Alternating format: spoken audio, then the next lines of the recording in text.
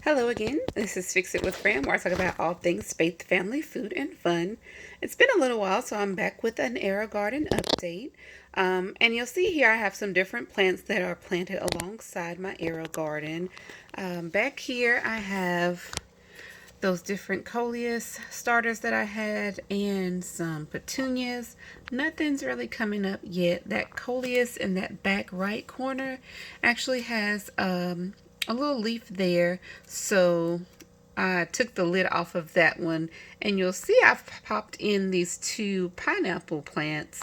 So I ordered these online, and this is just an experiment because I do also have some pineapple plants that are in more traditional potting, or a more traditional potting setup.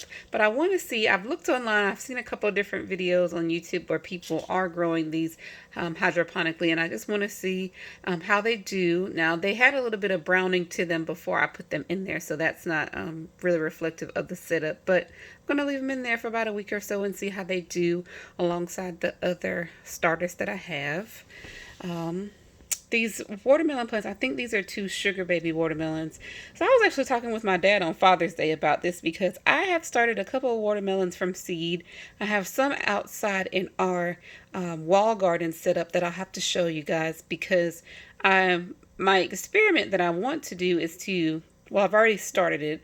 I put my squashes, some cucumbers, and some of my watermelon plants in the wall garden setup to let everything drape down. And I actually have some old burglar bars that we took off of our home that I told my husband would be perfect to let them drape and then let the vines grow across that, and then the fruit can hang underneath.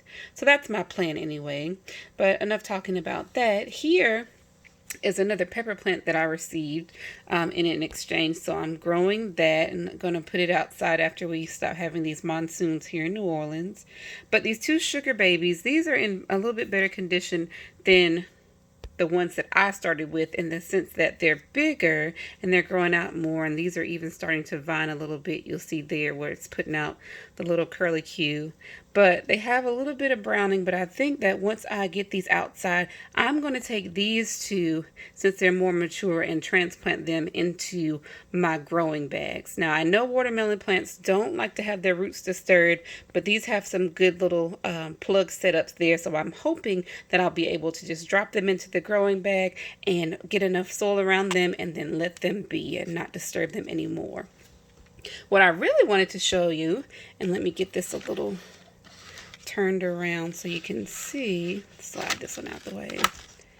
All right, that's a good way to do it. Are these cannas? So I think I showed you in the last video where I started these cannas from seed, and they have all come up, 100% germination rate for these. And this last little one is coming up right there by my index finger. This one was probably one of my last ones to come up too. But these are all, as I think I have them cataloged as yellow canna leaves. Yellow canna seeds that are coming up with right now just leaves.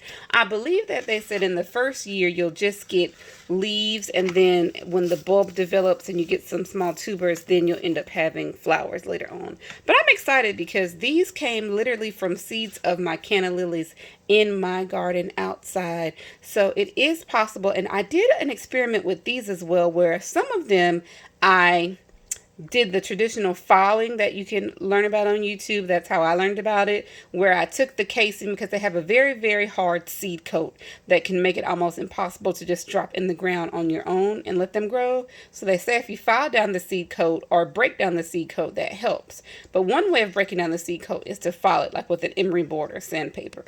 Another way to do it is to just take it and like run it across a blade, or like what I would do is hold it in between the blades of the scissors, remove it around a little bit, and at least break the seed coat, and just by splitting it. So I did that this time. I did some on the emery board and some just breaking the seed coat with a pair of scissors, and look, it seems like both ways work well because they've all come up.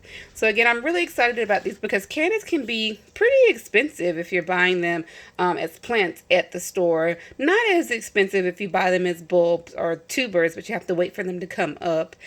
So just finding out, that I'm able to grow them from seed, and I have hundreds of seeds. I have to show you a shot, and we have a lot of seeds that are coming up to the community garden, so I'm excited, and I'll probably just, drop these and continue growing them just for entertainment's sake.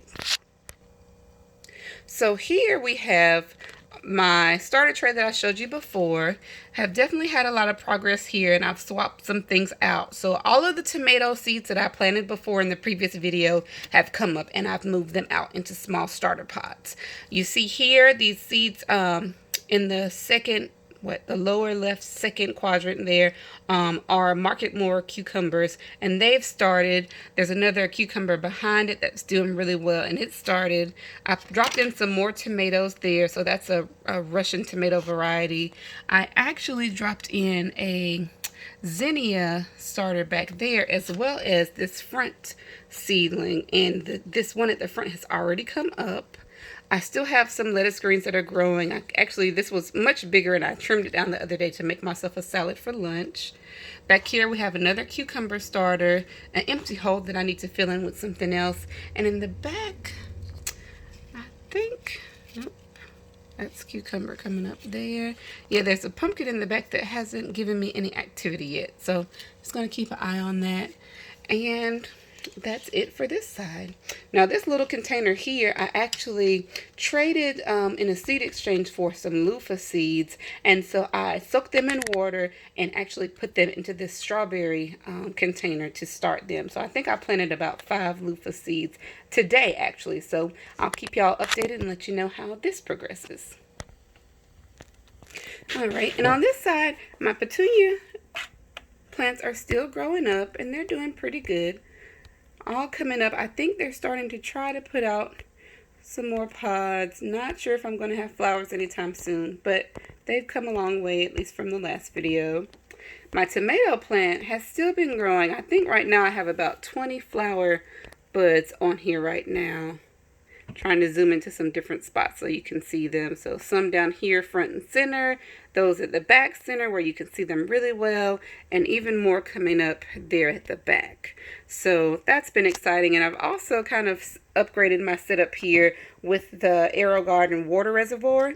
So I looked at this. I actually found one that was on sale reduced because I guess it might have been returned to Amazon, and I bought it for a reduced price. Decent discount, but I wanted to try it out because with this tomato plant being in here, I was refilling this literally every other day, and it was kind of getting out of hand. And I've had this up here since maybe Friday of last week, and I haven't had to refill it yet, but it stayed right at the proper level. I've been monitoring it as well just to see how it works out, if it's refilling